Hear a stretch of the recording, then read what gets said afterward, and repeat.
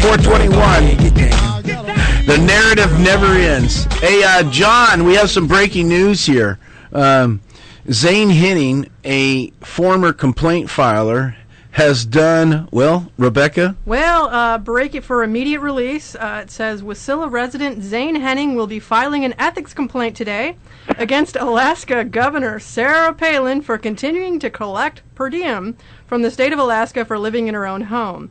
I am charging that the governor has given herself a raise for personal gain by using the per diem process, which is in effect direct conflict of section blah, blah, blah, blah, blah. The state of Alaska provides housing in the state's capital of Juneau, blah, blah, blah. You know what they forget to mention is that legislators get a per diem when they go to Juneau for the session. Right. And they forget the fact that Governor Palin did not take a raise when she was offered one. Neither did Lieutenant Governor Parnell. So these guys are just goofy.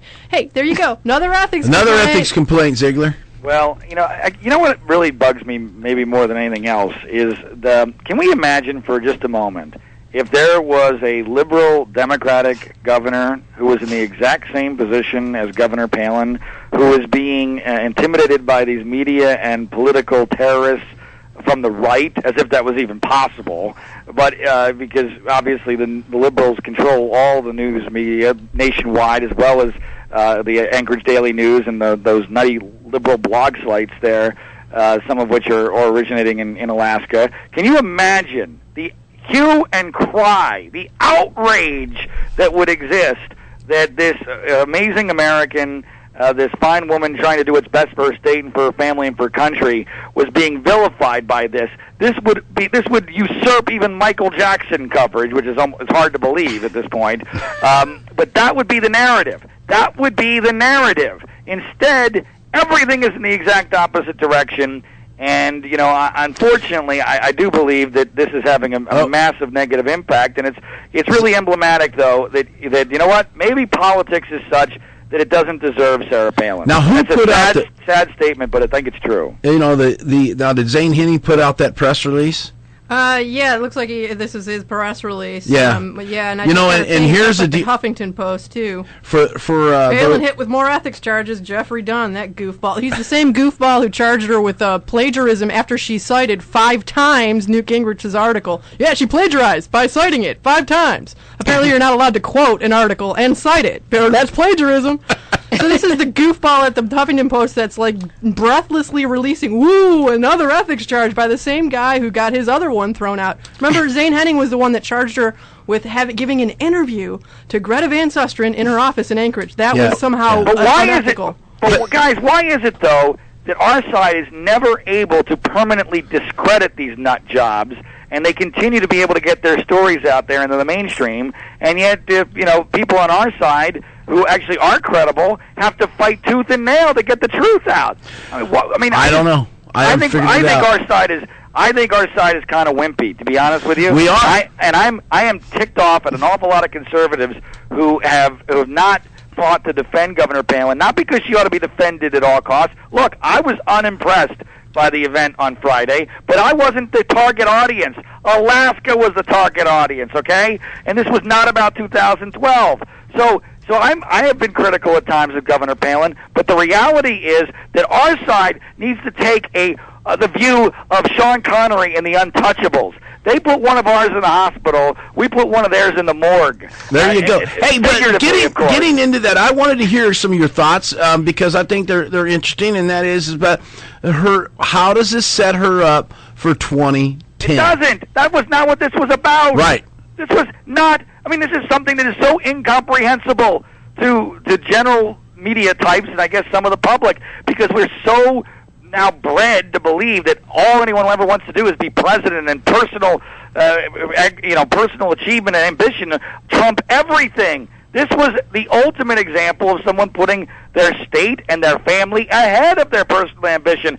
The circumstances that would have to occur at this point for Governor Palin to be the Republican presidential nominee in 2012 are almost incomprehensible. Of course, it was also incomprehensible 3 years ago that she would be the vice presidential nominee of the Republican Party. So you would think that this hurts her And if it's not even a factor. It's not what this was about. Right. But hey, there's a conspirators out there that say, oh, she did this because she wants to run for president. That's crazy. But you're saying that this would be, because you spoke to me about this over the weekend, right. You said that this would hurt her, and that it doesn't give her a use, in your opinion, a stage to launch from. She knows that, and this goes back to the narrative. The narrative is she's not that bright, so I guess she's capable of doing something so colossally stupid as to think that she can run for president after having withdrawn barely over halfway through her first term. She's not dumb. Everybody in your studio knows just how smart she is. She understood that was taking an option off the table in all likelihood, but she's not going to say that. Why? Because, again, she's not stupid. LaDonna? That's the reality of this. But you know what? Who wants the Republican nomination in 2012? Unless there's a catastrophe, the only person that's going to beat Barack Obama is Tiger Woods, and he's doing far more important stuff between now and 2020. So the reality is that if Governor Palin's ever going to be president, in all likelihood it would be 2016 anyway. So I just hope that she can find something that will make her happy and keep her in the public eye and keep her voice out there for the conservative movement between now and then. And I'm confident she'll be able to do that. Well, all this really proves is how much you love Tiger Woods. We know how much you worship Tiger Woods, John. So well, you know, Rebecca, that was a joke. I know. But it's only halfway a joke. I got to tell you, I don't buy these conservatives who think that somehow by 2012 Obama will be so beatable. I just don't buy it. Now, anything can happen between now and then. But the most important thing that Alaskans need to understand is that that's not what motivated the decision. It was not even a factor. This was about what she thought was right for your state and for her family, that there are some things more important than that. And she's made similar decisions in the past, which ought to go to her credibility. You guys ought to be proud of your governor today. She did a courageous thing in an era where politicians are gutless. She did something that was unselfish in an era where all politicians are selfish. You think that's her higher calling that she's referring to?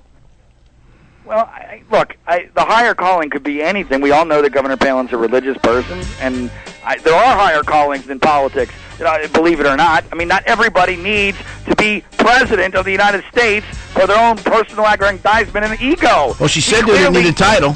And that's what, and she said that on the Today Show 3 days after she did my interview. And Eddie, I hope that your listeners will go to my website and check out the audio when I asked her about whether. Hey, we're about 30 seconds away here from that hard computer break. What's that website?